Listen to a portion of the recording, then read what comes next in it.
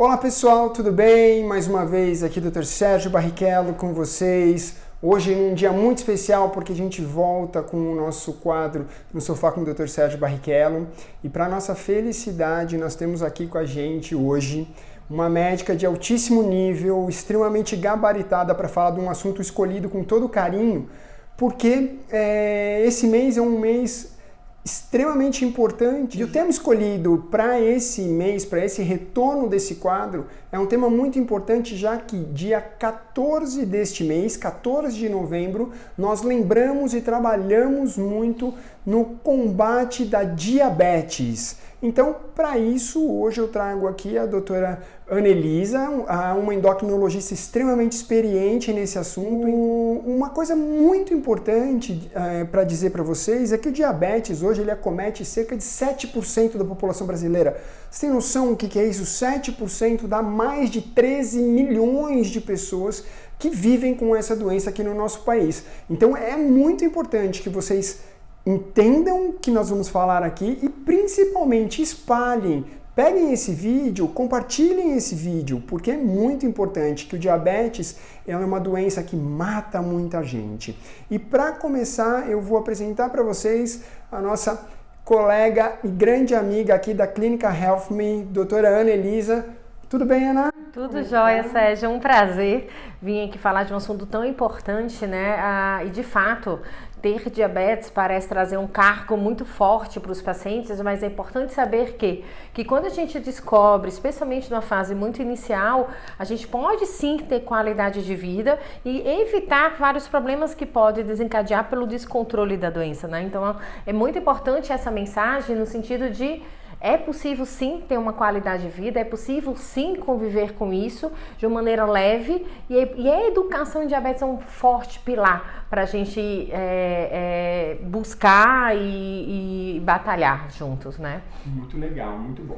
Para começar a nossa discussão, para começar o nosso bate-papo aqui com a doutora Ana, eu vou perguntar para ela o que é o diabetes mellitus. Então, o diabetes é uma condição crônica em que a gente não tem cura, mas existe possibilidade de tratamento, em que é relacionada à hiperglicemia, ou seja, a glicose alta constante no nosso organismo. E isso pode, por conta dessa glicose alta, causar alguns sintomas ou até mesmo não ter sintoma, dependendo do nível de glicose alta e aparecer outras doenças associadas a essa condição inicial da glicose persistentemente alta. Então, essa é a definição clássica do diabetes mellitus.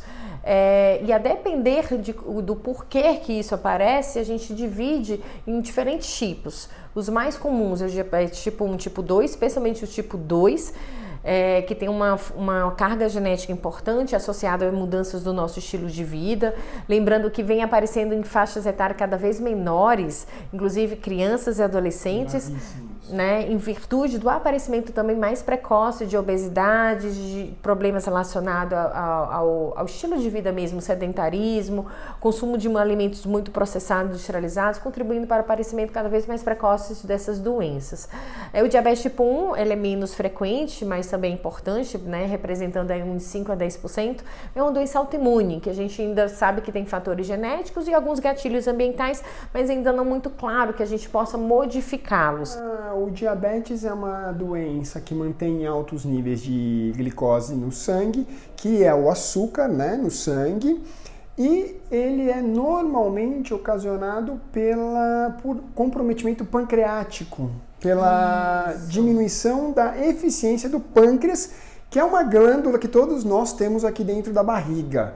Então, é relacionado com o pâncreas. Isso. Uma das causas do diabetes tipo 2, que esse é o mais comum, representando 90% dos tipos, ele tem a ver, seguinte, eu tenho um pâncreas, ele produz insulina, porém ele não consegue dar conta do recado, digamos, né? Quando eu me alimento, a glicose sobe e eu tenho que produzir muito mais insulina do que o esperado, uma condição que a gente chama de resistência insulínica.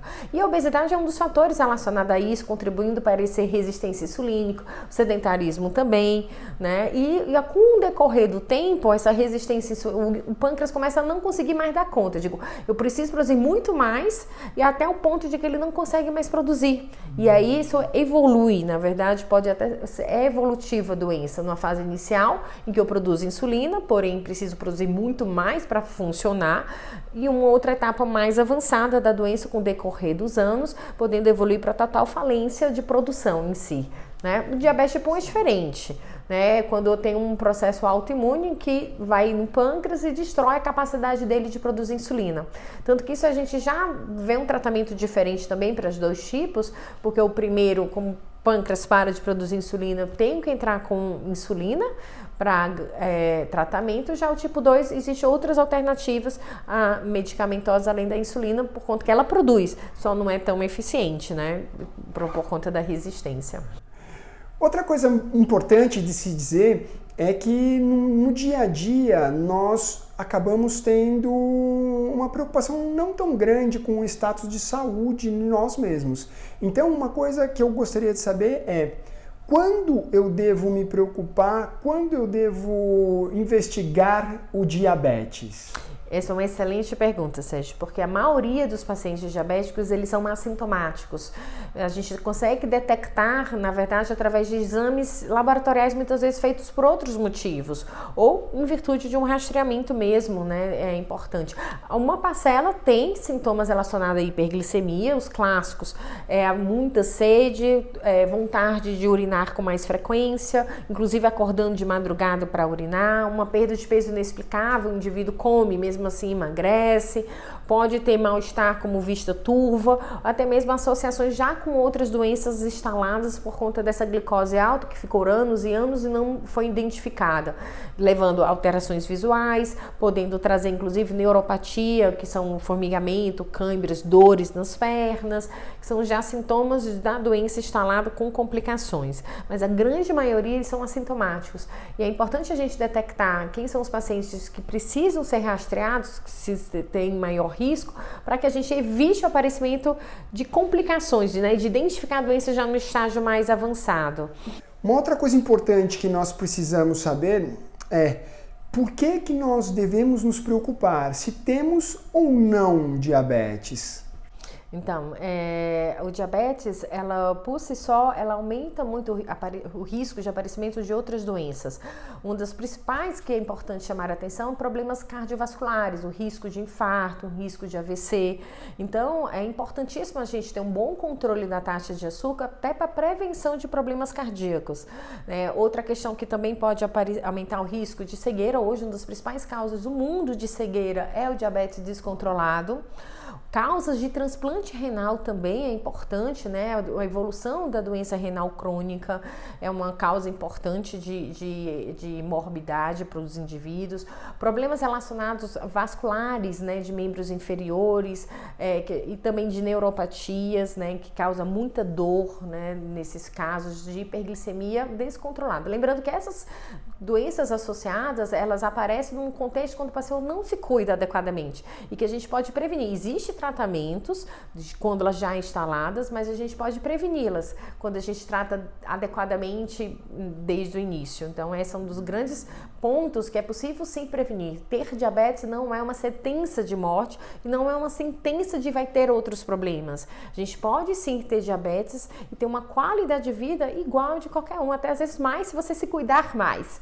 Uma outra coisa que me chama atenção é que no nosso dia a dia aqui na HealthMe, que é uma clínica especializada em tratamento de obesidade, onde a gente trata com balão intragástrico, a gastroplastia endoscópica ou mesmo a cirurgia bariátrica, nós lidamos com a obesidade associada ao diabetes mellitus tipo 2, principalmente com uma frequência muito grande.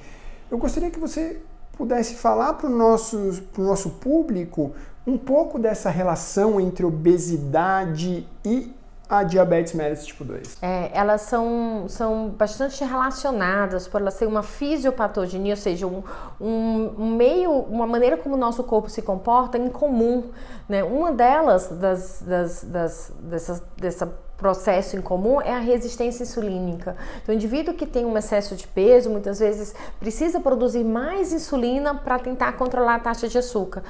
Porém, com o excesso de peso, a manutenção do sedentarismo, essa resistência insulínica vai aumentando. E isso favorece o pâncreas meio que começar a caminhar menos, a produzir menos insulina. É um processo gradual, né, de muito esforço do pâncreas em produzir insulina, que a gente chama de resistência, até a total falência, porque ele não vai dar mais conta do recado. Essa é uma das principais fisiologias do aparecimento do diabetes, em comum com a obesidade. Existem outras, mas essa é uma das principais, porque elas são tão comuns, né, de andarem juntas. É claro que vamos ter diabetes tipo 2 não obesos e vamos ter os obesos sem diabetes. Porém, à medida que a gente tem um excesso de peso, a chance de encontrarmos um ou outro, ela aumenta muito com um IMC cada vez maior. Ana, e quando é que eu sei que eu tenho diabetes? Quando eu consigo fechar um diagnóstico, falar assim, olha, eu sou um diabético? Tá. A gente tem alguns critérios diagnósticos que nos ajudam a ter essa conclusão, né? Uma delas é a glicemia de jejum alterada acima de 126, não basta precisa de outro exame que colabore essa alteração. Então, 2 medidas de glicemia de jejum acima de 126, ou então uma glicemia alterada associada com a hemoglobina glicada elevada. A hemoglobina glicada é um exame também que a gente dosa nos exames laboratoriais, que me estima a taxa de açúcar dos últimos 3 meses. Então, quando eu tenho essa hemoglobina glicada acima de 6,5, associada a uma glicemia de jejum acima de 126, isso por si só já me dá um critério diagnóstico de diabetes, né? Ou então, eu fiz uma curva glicêmica e após 2 horas da ingesta do 75 gramas de carboidrato, que é dado no laboratório, a minha glicose está acima de 200, também confirma o critério diagnóstico. Ou eu faço uma glicemia ao acaso, mas eu tenho sintomas clássicos de hiperglicemia, como a gente falou, de sede, muita vontade de urinar, uma perda de peso excessiva, uma glicemia ao acaso, acima de 200, com sintomas, também fecha critério diagnóstico. Então, a gente leva em consideração valores da glicemia em jejum, da hemoglobina glicada, podendo ou não ser necessário curva glicêmica, e glicemia ao caso, caso o paciente tenha algum sintoma. Então, são esses dados. Valores intermediários, por exemplo, de glicose entre 100 e 126, a gente estabelece que o paciente tem um risco para o diabetes, que a gente conhece como pré-diabetes. Mas diabetes, a gente precisa de 2 medidas ou mais dessa alteração desses pontos de cortes que eu falei. E quem são esses pacientes que têm algum fator de risco que a gente pode imaginar que eles possam ter a diabetes mesmo sem sintomas? Isso. Então, a idade é um fator de risco, então o envelhecer acima de 45 anos é recomendável a gente fazer esse rastreamento, mas mesmo em qualquer idade, mesmo os indivíduos abaixo de 45, tendo históricos familiares de parentes de primeiro grau com diabetes, uma mulher que engravidou e teve diabetes na gravidez gestacional é um fator de risco de aparecimento posterior do diabetes tipo 2.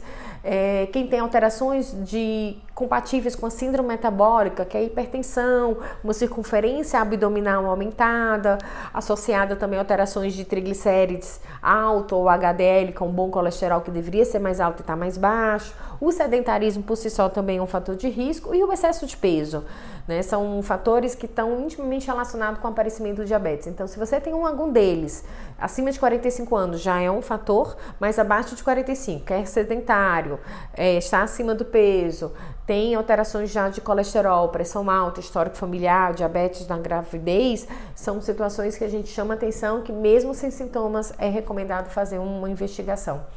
Bom, pessoal, agora nós vamos ficar por aqui. Se você tiver alguma dúvida a mais, pode colocar aí embaixo na descrição do vídeo, onde você faz os comentários, para que a gente possa responder para vocês. Não deixe de compartilhar, porque compartilhando nós somos capazes de espalhar mais essas informações. Se você gostou, não deixa de curtir, assina o nosso canal e tem aí o sininho também para você receber as notificações dos vídeos novos que vamos colocar. Logo, logo nós vamos entrar com vídeos com a nossa equipe de cardiologia, com a nossa equipe de medicina de esporte, a nutrologia, toda a equipe Health Me vai estar aqui comigo batendo esse papo para trazer informações para vocês. E agora eu me despeço aqui da Ana, agradeço muito, muito obrigado. Obrigada, Ana, foi também extremamente esclarecedor as suas explicações E eu quero dizer que é muito bom ter um profissional de um nível tão alto aqui para nos ajudar nesse tratamento dos nossos pacientes obesos e também dos nossos pacientes diabéticos. É isso aí. Eu acho que o time é uma parte importante, que o paciente é o foco principal. E é fantástico estar aqui. Obrigado. Tchau, tchau, pessoal. tchau.